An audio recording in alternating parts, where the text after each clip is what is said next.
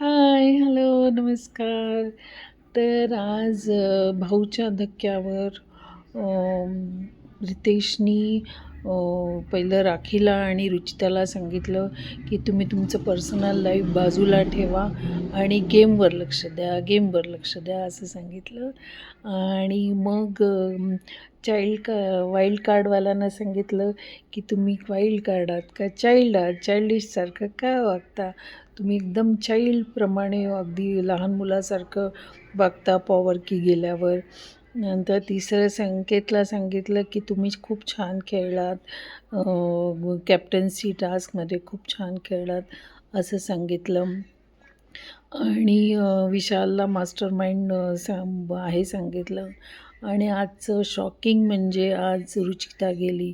रुचिता कशी गेली, का गेली ते मला म्हणजे शॉकिंगच आहे. कारण रुचिता एकतर स्ट्रॉंग होती, छान खेळत होती. हां, ती एक वाईट बोलत होती, पण वाईट कोण नाही बोलत. याच्या आधी पण बिग बॉसमध्ये किती जणं वाईट बोललेली आहेत.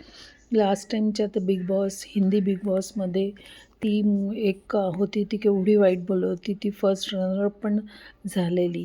त्यामुळे वाईट बोलून गेली, वाईट बोलत होती म्हणून गेली. तर असू पण शकतं.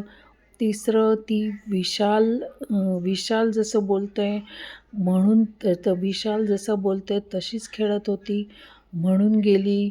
तर हे काय कळत नाही किंवा ऑडियन्स वेगळं असतं. हिंदी बिग बॉसचं ऑडियन्स वेगळं असतं. मराठी बिग बॉसचं ऑडियन्समध्ये जास्त मराठी लोकं असतात.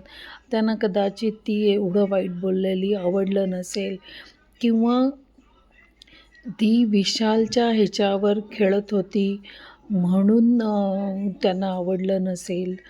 तर काय सांगू शकत नाही काय कशामुळे गेली असतील. पण ती एक स्ट्रॉंग होती. भले ती विशालच्या ह्याने खेळत होती पण स्ट्रॉंग होती. पण क माहीत नाही. तुम्ही सांगा तुम्हाला काय वाटतं? बाय. Good night.